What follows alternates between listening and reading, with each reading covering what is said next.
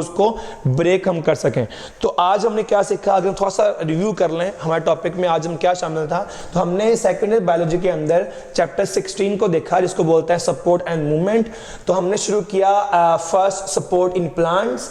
इसमें आपने short question पढ़ा मुझसे सक्कुलेंट सेल्स, फिर शॉर्ट मुझसे पढ़ा आप लोगों ने इसकी टाइप्स, फिर शॉर्ट पढ़ा व्हाट आर द कोलोनकाइमा सेल्स, फिर आपने शुरू किया सपोर्ट इन एनिमल्स। इसमें आपका लॉन्ग क्वेश्चन था हाइड्रोस्टेटिक स्केलेटन का एक लॉन्ग क्वेश्चन, फिर आपका सेकंड लॉन्ग क्वेश्चन रेड में दिख रहा है आपको एक्सोस्केलेटन, साथ में मेंशन किया ये लॉन्ग क्वेश्चन है। फिर आपने सीखा ऐसा किन में होता है, मोलस्का में और आर्थ्रोपोडा में।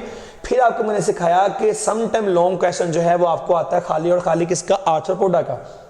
फिर आपने क्या सीखा, इसका एक ही नुकसान है एक्सोस्केलेटन का, वो है कि एनिमल बड़ा नहीं हो पाएगा, तो ये डिसएडवांटेज है उसका। फिर उसका हमने हल ढूंढा कि हल क्या करता है वो, मोल्टिंग, तो बार बार उतारना पड़ता है। फिर आपने क्या सीखा, लॉन्ग क्वेश्चन आपका था स्टेजेस ऑफ मोल्टिंग का, ये लॉन्ग क्वेश्चन है। फिर आपने नेक्स्ट लॉन्ग क्वेश्चन सीखा है मुझसे एंडोस्केलेटन का, तो ह्यूमंस की बॉडी के अंदर बोन्स मिलती हैं, कार्टिलेज मिलता है। फिर हमने बोन्स की पढ़े पार्ट्स, फिर आपने पढ़े उसमें सेल्स, ये भी आपका शॉर्ट क्वेश्चन है, वैसे लॉन्ग में करेंगे, ये भी लॉन्ग का पार्ट शामिल है इसके अंदर। फिर आप आए ह्यूमन स्केलेटन में, तो मैंने आपको बताया कि आप लॉन्ग क्वेश्चन में तैयार करेंगे इसको। तो अगर आप ह्यूमन स्केलेटन को देखें, ह्यूमन के अंदर स्केलेटन को आप गौर से देखें तो आप दो पार्ट्स कर देते हैं उसके, एक्सोस्केलेटन खोपड़ी की बोन्स, स्कल की बोन्स, फेस की बोन्स, हमारी जो पसलियां हैं, जो हमारी रीढ़ की हड्डी है वो वाली। तो इसमें 8 बोन्स हैं, इसमें 14 बोन्स हैं, रिब केज के अंदर जो है 24 बोन्स हैं, और जो रीढ़ की हड्डियां वो 33 होती हैं। ये बात हमारी पूरी होगी। ओके, नेक्स्ट वाला पार्ट है अपेंडिकुलर स्केलेटन, जो पार्ट बॉडी के बाहर निकले हुए हैं, तो बाजू भी हैं और लेग्स भी हैं।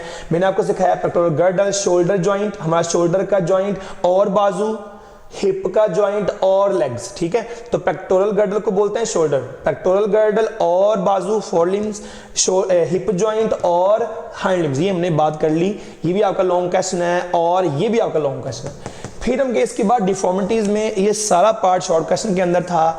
मैंने आपको सिखाया कि स्केलेटन खराब कैसे होता है, तो जेनेटिक काज भी होते हैं, हार्मोनल भी होते हैं और न्यूट्रिशनल भी होते हैं। फिर हमने वन बाय वन सबको देखा, ये सारे शॉर्ट क्वेश्चन हैं, ये सारे आपके शॉर्ट चल रहे हैं। फिर आपने सीखा डिस्क स्लिप मोहरे जिसको हम बोलते हैं, तो इंटरवर्टिब्रल डिस्क, तो हमारे दो वर्टिब्री के दरमियान एक बोन होती है ना, उसको हम बोलते हैं कि डिस्क स्लिप जो है ना, और वो डिस्क हिल जाती है, स्लिप कर जाती है अगर हम किसी वेट को उठा रहे हैं और गलत तरीके से उठा रहे हैं, ऐसे झुक के उठाएंगे तो उससे जो है वो डिस्क हिल जाती है। या कि बंदा अगर जो है वो कमर के दबाव पे गिरा है तो उसकी वजह से भी जो है आपके पास डिस्क जो है वो हिल जाती है।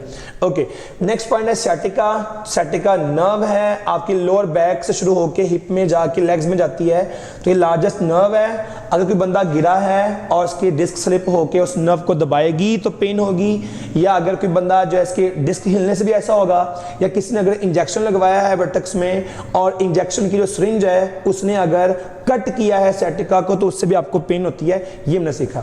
फिर आपका नेक्स्ट पार्ट लॉन्ग क्वेश्चन में था रिपेयर ऑफ ब्रोकन बोन्स। फिर आपका लास्ट पे लॉन्ग क्वेश्चन था स्ट्रक्चर का भी लॉन्ग क्वेश्चन है, अल्ट्रा का भी लॉन्ग क्वेश्चन है, स्लाइडिंग फिलामेंट का भी लॉन्ग क्वेश्चन है, और फिर आपका लास्ट क्वेश्चन था क्रॉस ब्रिज जो है वो कैसे कंट्रोल होते हैं। तो आज का हमारा रिव्यू पूरा हो गया 16 चैप्टर के बारे में। उम्मीद है काफ़ी आपको हेल्प मिली होगी। Wish you all the best. अल्लाह हाफिज़।